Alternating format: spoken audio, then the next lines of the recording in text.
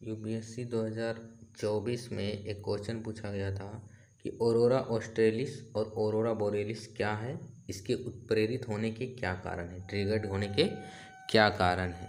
तो क्वेश्चन में दो डिमांड है, ऑरोरा ऑस्ट्रेलिस और बोरेलिस क्या है और इसके कारण। क्यों पूछा गया था ये क्वेश्चन? क्योंकि लद्दाख में मार्च अप्रैल मई में ये इस घटना को देखा गया था इंडिया के लद्दाख में, इसलिए पूछा गया था। ये करेंट बेस्ड था। मतलब ऑरोरा ऑस्ट्रेलिस का डेफिनेशन क्या लिख सकते हैं? ऑरोरा मतलब एक प्रकाशीय घटना है। ऑरोरा क्या है? प्रकाशीय घटना है। पृथ्वी के दक्षिणी गोलार्ध में, मुख्यतः दक्षिणी ध्रुव के निकट, रात्रि में आकाश में दिखने वाली रंगीन प्रकाशीय घटना को, कलरफुल लाइट फेनोमेना को ऑरोरा ऑस्ट्रेलिस कहते हैं। इसे अंटार्कटिक क्षेत्रों के से साथ ही न्यूजीलैंड, ऑस्ट्रेलिया आदि से देखा जा सकता है। मतलब जितने भी सदर्न हेमिस्फीयर यानी दक्षिणी गोलार्ध के जो देश वगैरह हैं वहाँ से, विशेषकर अंटार्कटिका रीजन से देखा जा सकता है, क्योंकि वो साउथ पोल के निकट है, दक्षिणी ध्रुव के निकट। कैसे इसको याद रखेंगे? जैसे ये ऑस्ट्रेलिस ऑस्ट्रेलिया, ऑस्ट्रेलिया किस गोलार्ध में है? दक्षिणी गोलार्ध। तो दक्षिणी गोलार्ध में जो प्रकाशीय घटना दिखेगी, कलरफुल लाइट स्काई में रात के समय में, तो उसको ऑरोरा ऑस्ट्रेलिस कहते हैं। ऑस्ट्रेलिया ऑस्ट्रेलिस, दक्षिणी गोलार्ध, इसे सदर्न लाइट्स भी कहा जाता है।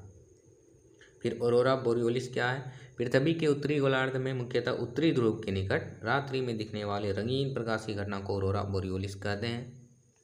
इसे जो उत्तरी गोलार्ध के कंट्री है, जो नॉर्थ पोल के निकट है, नॉर्वे, आइसलैंड, कनाडा, अमेरिका वगैरह से देखा जा सकता है। ऑरोरा घटना के उत्प्रेरित होने के क्या कारण है? ये दूसरा क्वेश्चन का डिमांड है। 200 से 250 शब्द का क्वेश्चन है, तो 1.5-2 पेज में लिखना बस। सूर्य द्वारा उत्सर्जित आयनित कण या सौर पवनें जिसको बोलते हैं, पृथ्वी की चुंबकीय क्षेत्र और वायुमंडलीय गैस से संघट्ट। ये सूरज है और ये पृथ्वी है। पृथ्वी की चुंबकीय क्षेत्र है, ये सब मैग्नेटिक फील्ड ऑफ अर्थ। जब आवेशित कण बहुत मात्रा में सूर्य से ये एमिट होता है, उत्सर्जित होता है, जिसे सौर पवन कहा जाता है, सोलर मास इंजेक्शन भी कहा जाता है इसे।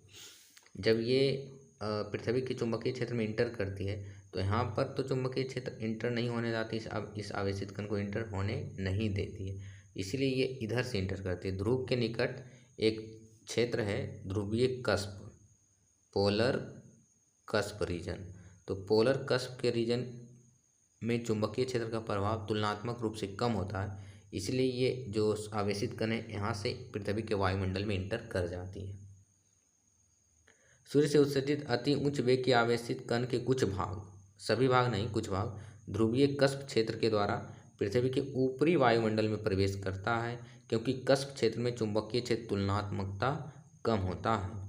इसके बाद ये आवेशित कण वायुमंडल के विभिन्न गैसों से टकराकर रंगीन प्रकाश उत्पन्न करती है। तो यही है, पोल के निकट ही एक कस्प रीजन है जहाँ पर चुंबकीय क्षेत्र कम होता है। यहाँ से तो डिफ्लेक्ट कर देती है मैग्नेटिक फील्ड। पृथ्वी का मैग्नेटिक फील्ड एक प्रोटेक्टिव लेयर का काम करती है, जो यहाँ पर आने ही नहीं देती, इसको डिफ्लेक्ट कर देती है, इधर से ये इंटर करता है।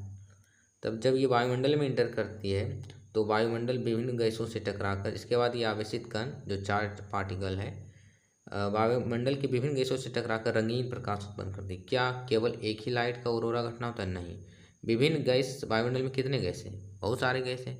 तो जिन जिन गैसों से टकराएगा अलग अलग लाइट उत्पन्न होता है। जैसे ऑक्सीजन से टकराने पर हरा लाल प्रकाश उत्पन्न होगा, नाइट्रोजन से टकराने पर नीला बैंगनी प्रकाश उत्पन्न होता है। इसको हम इस प्रकार बना सकते हैं, फ्लो चार्ट। सौर पवनें चुंबकीय क्षेत्र में इंटर करती है, ये सौर पवनें या आवेशित कण भी लिख सकते हैं, सूर्य द्वारा उत्सर्जित आवेशित कण। वायुमंडलीय गैस से संघट्ट होता है, वायुमंडल में बहुत सारा गैस है, जैसे ऑक्सीजन है, नाइट्रोजन है, ऑर्गन है, कार्बन डाइऑक्साइड है, तो रंगीन प्रकाश उत्पन्न होता है। यही है ऑरोरा की घटना।